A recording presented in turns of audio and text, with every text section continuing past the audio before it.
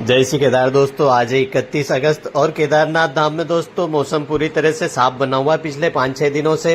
अभी दोस्तों सुबह 6 बजे का वक्त हो रहा है और ये जो मंदिर के आसपास आपको बादल दिखाई दे रहे हैं, कुछ समय के बाद में ये बादल भी हट जाते हैं और रोजाना इस प्रकार से ही अभी पिछले 6-7 दिनों से हो रहा है। सुबह सुबह बादल, कुछ दिन बादल होते हैं, कुछ देर तक, उसके बाद में बादल छट जाते हैं और बहुत ही अच्छी, बहुत ही सुनहरी धूप केदारनाथ धाम में रोजाना देखने को मिल रही है। तो दोस्तों मौसम पूरी तरीके से केदारनाथ धाम में साफ हो गया है और अगर आप केदारनाथ धाम की यात्रा करना चाहते हैं आने वाले दिनों में तो मौसम बहुत ही अच्छा हो गया है, आप यात्रा कर सकते हैं। और दोस्तों रास्ते भी पूरी तरह से साफ है, रास्ते चल रहे हैं। जो रास्ते पिछले दिनों टूटे थे उन्हें रिपेयर कर दिया गया है। मगर आप अगर अपने पर्सनल व्हीकल से केदारनाथ धाम में आते हैं तो आपको थोड़ा ध्यान रखने वाली बात है कि कुछ जगहों पर जो रास्ते टूटे थे जिन्हें फिर से बनाया गया है वहां पर आप थोड़ी सावधानी से ड्राइविंग करिए। और दोस्तों बहुत सारे दोस्तों कमेंट आते हैं कि केदारनाथ धाम में रुकने की क्या व्यवस्था है, तो आप नीचे की ओर ये जो पूरा केदारनाथ धाम देख रहे हैं, यहाँ पे जो बहुत सारे होटल, बहुत सारे घर और बहुत सारे टेंट लगाए गए हैं यात्रियों को रुकने के लिए।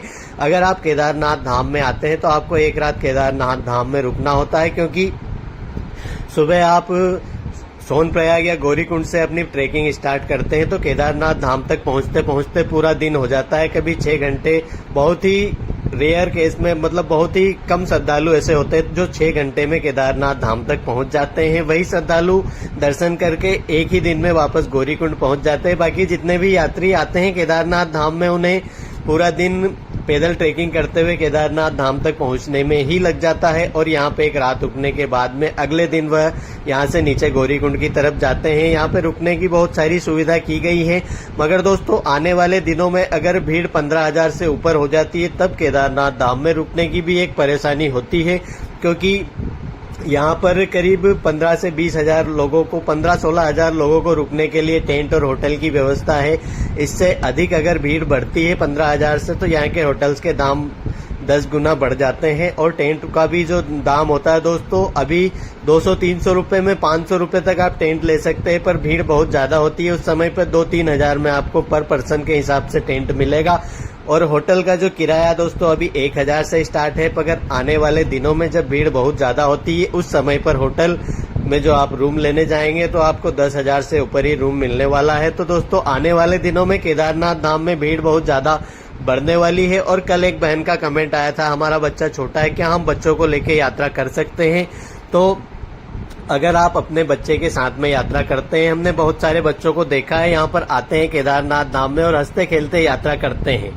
वह कुछ बच्चे होते हैं मगर 1% ही बच्चे होते हैं, बाकी जो 99% बच्चे केदारनाथ धाम में आते हैं उन्हें पैदल ट्रेकिंग करने में बहुत ही ज्यादा कठिनाई होती है। तो बच्चे बहुत ही ज्यादा रोते रोते केदारनाथ धाम तक पहुंचते हैं और उनके मम्मी पापा पूरे रास्ते में उनके पेरेंट्स उनको समझाते हुए चलते हैं कि बेटा पहुंच गए। तो ऐसे यात्रा करने से कोई फायदा होने वाला नहीं है।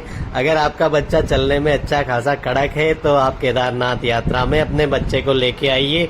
वैसे तो घोड़े वाले भी बच्चों को लेके चढ़ाते हैं, पर बहुत सारे बच्चे घोड़े पे बैठने से ही डरते हैं, घोड़े पे बैठ ही नहीं पाते, घोड़े पे बैठते हैं और रोना स्टार्ट कर देते हैं। तो ऐसी यात्रा से क्या फायदा होने वाला है? आपका बच्चा जब बड़ा हो जाएगा वह खुद केदारनाथ धाम में आकर बाबा केदार के दर्शन करेगा, आप उसकी चिंता न करें। अभी आप केदारनाथ धाम में अगर आ रहे हैं तो आप अपने शरीर पे खुद पे ध्यान दीजिए, क्योंकि यहाँ पे जो चढ़ाई होगी आप बहुत ही ज्यादा कठिन होगी। तो कुछ किलोमीटर अगर आप चलने की प्रैक्टिस करते हैं तो केदारनाथ धाम यात्रा में आने के बाद में आपको कोई परेशानी नहीं होगी।